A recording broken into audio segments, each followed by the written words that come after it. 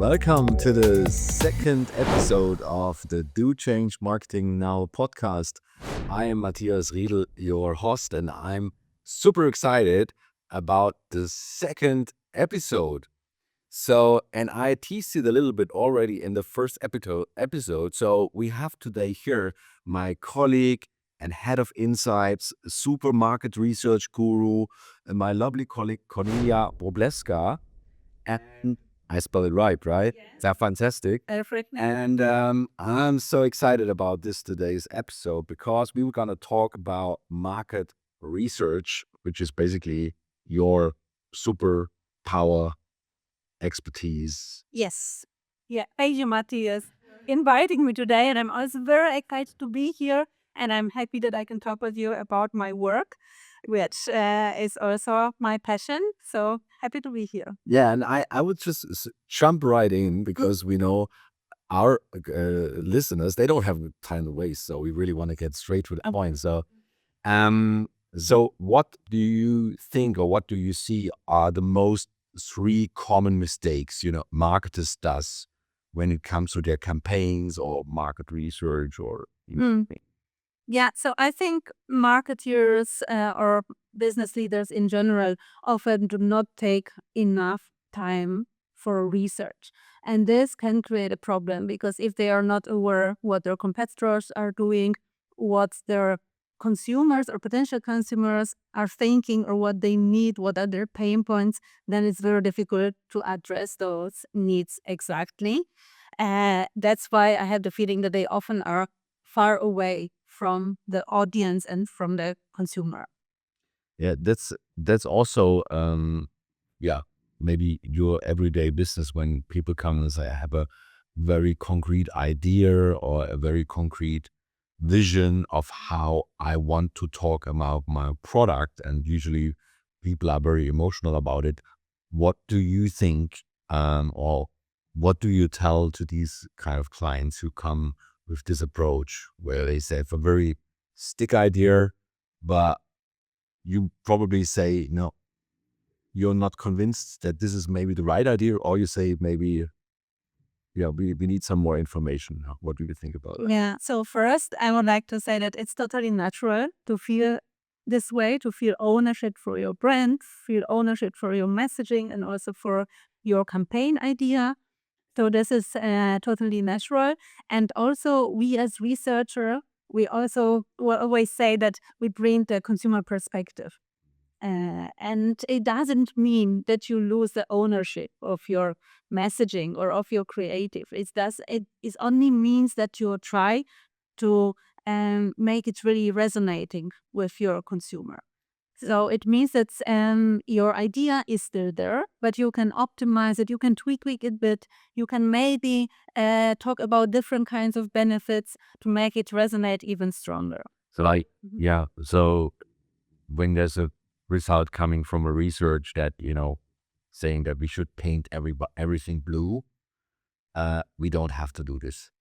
Of course, you never had to do anything, but if, for example, a color would be an issue that you see in the feedback from consumers, then it's up to you how to do it. But maybe a different shade of blue would perform better. Or maybe it's not about the blue, but it's about a total overload of visual elements in the end.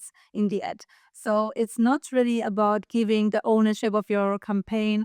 If we talk about creative testing, for example, it's not about giving ownership of or even the decision power to the consumers. It's about understanding them, understanding their needs and attitudes, and really tweaking and fine-tuning your message so that it really resonates with them. Cool. You just mentioned creative testing. What are the three, let's say, most common research studies you conduct, and for what kind of purposes? So at DCMN, we do lots of creative tests indeed. And the purpose of this is, of course, to make sure that we are going out there with a campaign with the best creative possible. because you know that production costs lots of money, and of course media costs lots of money. So before we spend this budget, it's crucial for us to make sure that the creative assets are as best as possible.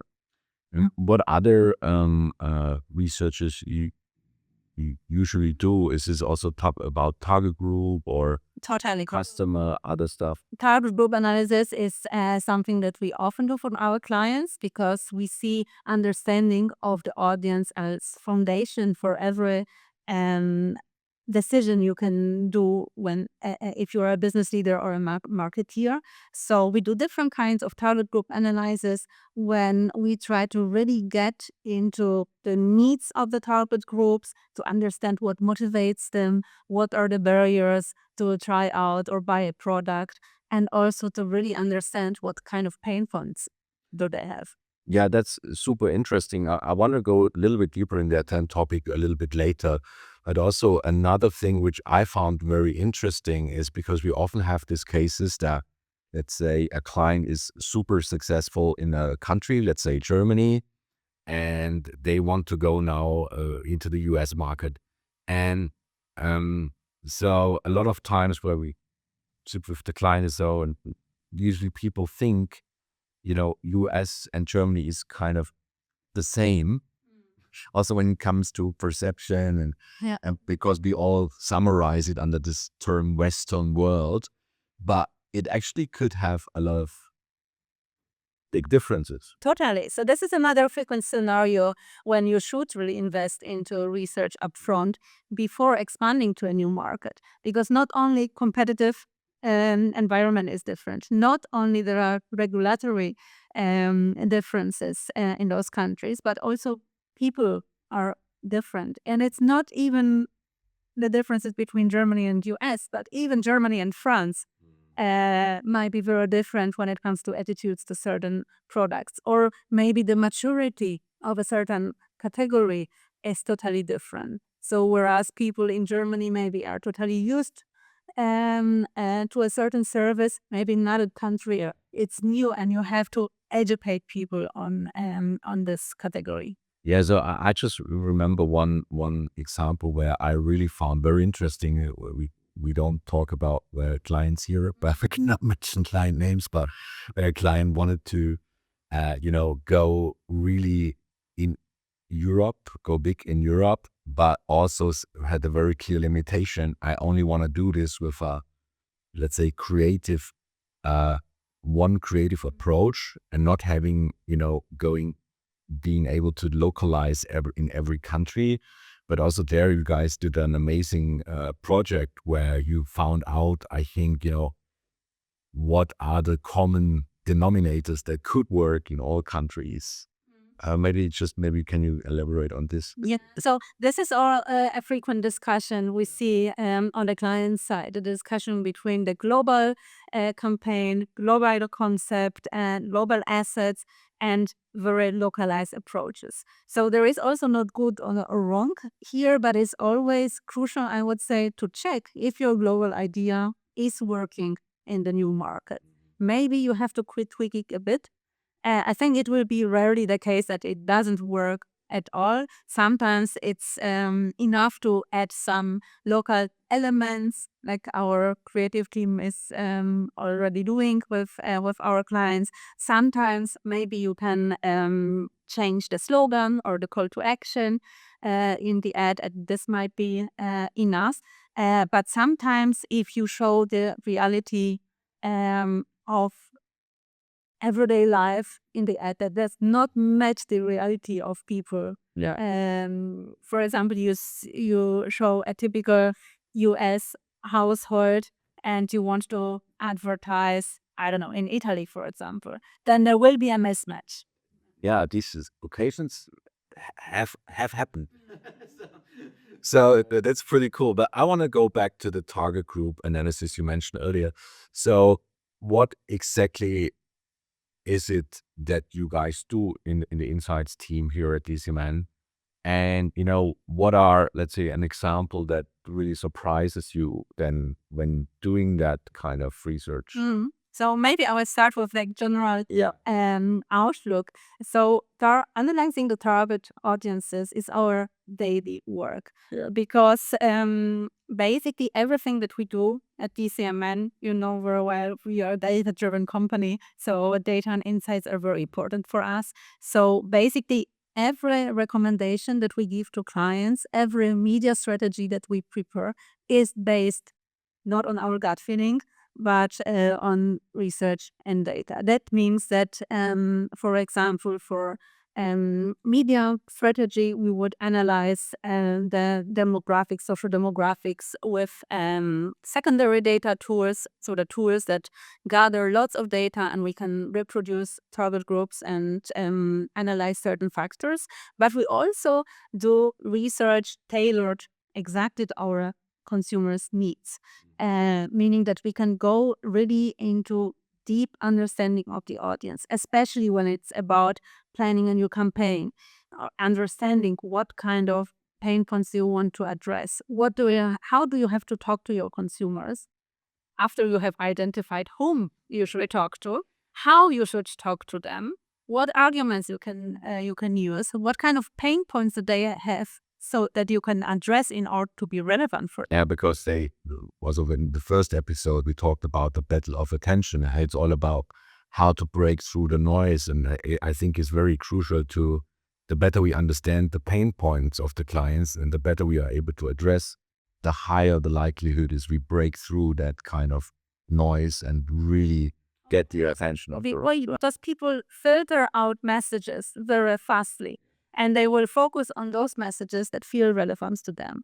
And so that's why addressing their pain points, something that they are struggling with, of course, makes your chances higher that they will listen to your message. And then we can go further into understanding them and talk about what kind of tone of voice should we use.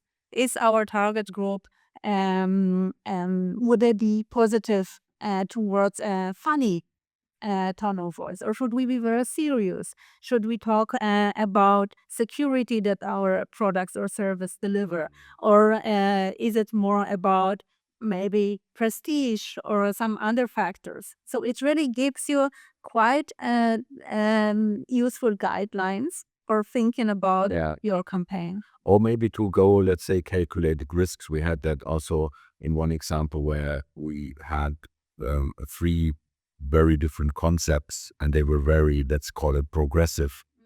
And the client was very brave, and they really trusted the data. And in the data, there was one idea who was very, very progressive and loud. And so when you could see it, and without the data, you could say, oh my God, what is this? But the client was really brave and then took, based on the data, that decision, and it turned out to be a super successful campaign and all kinds of KPIs. They're very, very good. So, but this is really interesting. Do you have any kind of concrete example from, the last couple of months where you said you had an occasion where you were really surprised about what you found out? Yeah, so maybe one comment, I'm always surprised because market research is really exciting thing, and there are always unexpected outcomes. That's why it's your favorite job, I guess. Yes, totally. It is never boring. And you always have some surprising factors, and always have something that is also interesting for the client. So I really love these moments when you present the results to the client and they say, wow, this is what I needed, because now I know what I have to do next. And maybe one example from past research that I actually saw is that after showing the consumers a TV spot, we saw that the resonance was quite positive, and they liked the spot, and they said, yes, I would be interested into learning more. But it turned out they attributed the spot to a competitor brand, not to the client brand. The competitor will be very thankful for that. The competitor would be very thankful indeed. And the consumers would be also fine because they found an interesting product. But for the client, of course, it's not an autoimmune. They spend advertising for their competitor. A super interesting thing. So I want to, because we talk now also in the context of campaigns and communication, I want to move on to very, very new stuff where we also had our event about the Catapult Night, where we talk about how to turn CTV, connected TV, into a performance channel. And so there, I don't want to spoil it too much for people who have not listened to that. But where we say basically that, linear TV and CTV is fundamentally different. But the opportunities for CTV in order to use data to reach exactly the audience that has the most highest probability resonating with my product, my message, is super interesting. So how are we at DCMN leveraging insights and research to make these kind of campaigns even better? Yeah, so CTV has an opportunity of very precise targeting. It means that the times when you only can talk about gender and age, this is good with the linear TV, right? With linear TV, your approach was very broad. And with your broad approach, surely you have reached your core target audience as well. But with CTV, you had different possibilities of targeting very precisely. But of course, you can imagine if your aim is very small, the probability of missing it is also very high if you don't have very exact tools or guidelines. And research can be a helpful toolbox to really set you on exact course to reach people that need or would be interested in your product or service, people that you will reach in the right context and with the right messaging. So it's quite similar to what we did in the past of the campaign, but much, much more detailed and targeted. So this is super interesting. So one thing on this, because on CTV, when we set up the campaigns, usually you have this access to an enormous amount of data. And every day it gets more. It's first party data from the client, it's third party data, it's other data like weather, geographic, location, etc. So there's tons of opportunities how to then play out the CTV campaign. But exactly how you said, you need to know where do I aim. Yeah. And basically this is what we see, that people get lost in the opportunity where there's so much data. What should I do now? Yeah. And I think there is very important to have in the research before exactly found out who we do it in, and that's what we at DCMN call audience design, where we say, okay, we bring together the power of research with the power of the available data to have exactly then the right approach. So, but here, I would be interested, how do you see that? Is there a development you do it? Because also when we talk with clients about this, a lot of them use CTV just like linear TV in a lot of cases. And that's something, what would you say to them, in terms of the data or research approach? Yeah, I think try to use the opportunities that are there. The toolbox is there. We are also there to help you and support you. And why not give it a try with the next campaign? You might find out that being precise really pays off. Yeah, I think we have to be precise because we have to cut through the noise, Yeah. I always use that example of a laser or light or water and the water cutter, where you say, okay, if I concentrate all my energy in one single point, then I really cut through the noise and I really get to my audience. Yeah, this is really interesting. I think another thing which I want to touch base on, because when we talk about CTV, we really think, also here at DCMN, we fully believers in that, and also this data-driven approach to bring in the best data possible. But also what I really like, and was never, something that got back to me. But what I really like your team does is not just coming up with, oh, this is what the consumers see now, but really coming up what I always call actionable insights. So you're not only saying, hey, this is the results, good luck, but what I really like that you guys always think 3 or 4 or 5 steps ahead and then come up with unusual advice. Sure, it's up to everyone to take it, but I really like that.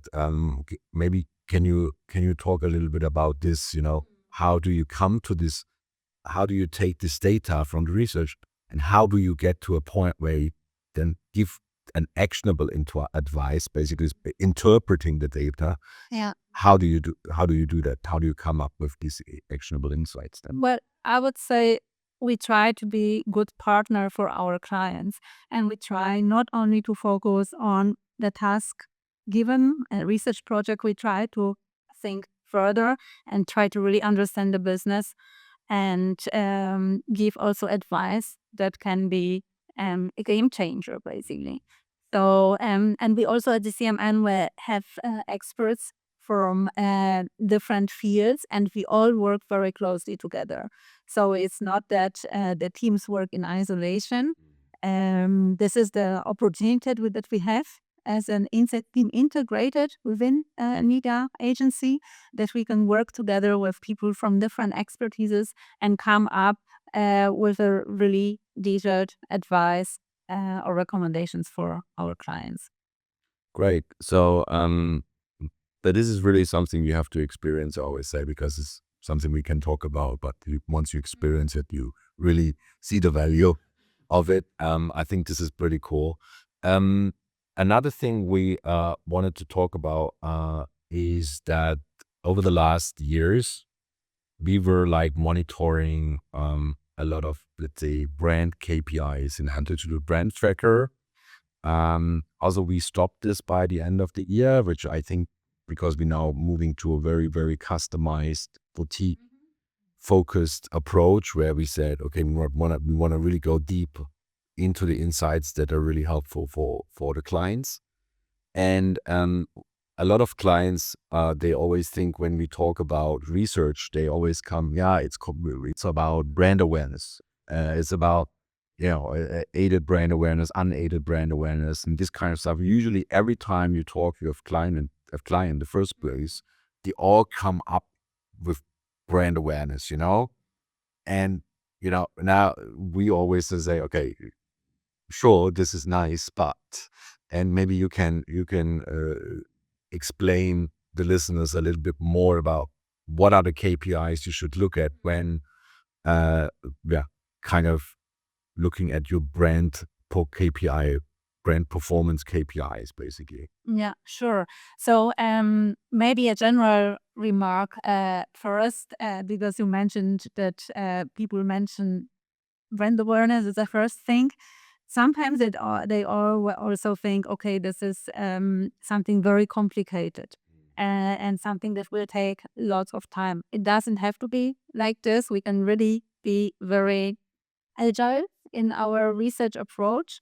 And also when it comes to brand KPIs, it really depends what kind of KPIs the brand is using for their marketing steering. It doesn't make sense to measure KPIs that they will not use at all. So brand awareness still is an important KPI. It shows us how popular your brand is, how many people know about it. But there are also many important KPIs that go above, like brand consideration, for example. How many people would actually consider buy your brand? Yeah. So this goes already one step further, and you can of course go further and further into the funnel and check the numbers of buyers, see how many people would actually recommend your product to others. And also it's important to have a detailed comparison how people perceive you on the dimensions that are relevant for your brand and also your strategy. Trustworthiness and all this. And that trustworthiness, innovativeness, but it depends on the brands. Some brands want to be considered as very cool and progressive. Some brands would prefer to be considered traditional. So it really depends what kind of dimensions are crucial to your strategic planning. And then you want to compare yourself with the competition and say, where do you perform in comparison to them? Because in ideal case, you want to be somehow unique in your brand positioning. Absolutely. So one thing on the brand consideration, because I think this is one of my favorites. Because I always say, it's fantastic when everybody knows you, but if nobody thinks about buying from you, you also lost. So after being famous, but being broke famously. So and really to push brand consideration is something that even in today's marketplace where we have now a more unsecure environment where people are, more, everything is getting more expensive, all this kind of stuff. So what we see is like, it gets harder and harder it's easy to push brand awareness, but what about brand consideration? And what does a brand have to basically, when I'm a marketeer or a CMO of a brand, a consumer brand, what are basically the things I can influence to push brand consideration? Again, we are back to our first point. You should have a look at your consumers and see what are the factors that are important for them when buying a specific product. I don't know. If you are, for example, from home security category, what is it that can motivate people to buy your product? Is it fear, or is it the need to feel that you have the top tech in your house? So they can be different motivators, different drivers that might be important for your consumer. So this is really important, to be relevant and to speak the language of your consumers. So your chance of being relevant brand and increases when you really speak the language and meet the exact tone of voice, and that would resonate with your consumer. In the creative, and also transport the message in a relevant environment. Can be CTV, TV, out of home, whatever, or online. So this is not, this is then where we see in the data where is this target group consuming, Of course, which kind of media. it goes further to also choice of media channels, and maybe a podcast would be an interesting right? And also one step further, what kind of content in the channels are people consuming, right? If they are streaming, what kind of series are they watching? Maybe Lord of the Rings. maybe it's about sport events. Maybe it's about news channels. So you can really basically apply insights for your target group analysis to each and every step of planning and executing the campaign. It's really cool. So you really can feel how passionate you are about this topic, and it's so cool. And I'm always super proud on the team. I love actually the appointments where I always try to be in these appointments when you guys present your results to the clients. And I love this because also then I'm always a little bit the therapist. I have a photo. But no, but I think it's really exciting, and I think what you guys can find out, and how many clients we are actually could help through your work of the team to become market leaders in Europe. And I really, really thank you for joining the podcast. Thank you for having me. Do Change Marketing Now. So cool to have you here, Cornelia, our head of insights. Maybe just a last word. What would you recommend, or what we say to a marketeer who is unsecure about, should I conduct such a research or what would you say to these guys? I would say give it a try. Yeah. You don't have to commit to a whole research program of the whole year. Take one challenge that you're unsecure about. Maybe it's the size of the logo on your out-of-home poster. Maybe it's the testimonial that you want to work with and with on your next campaign. Take one decision that lies ahead of you and try to base it on research. And then you see how it works for you. So your risk is not high, but the potential gain of this investment can be really big for you. Thank you very much, Cornelia. Great you were here. Thank you. It was a pleasure, and we're really looking forward to a lot of exciting insights we will get from the next project. Yes, always. Thank you. Thank you.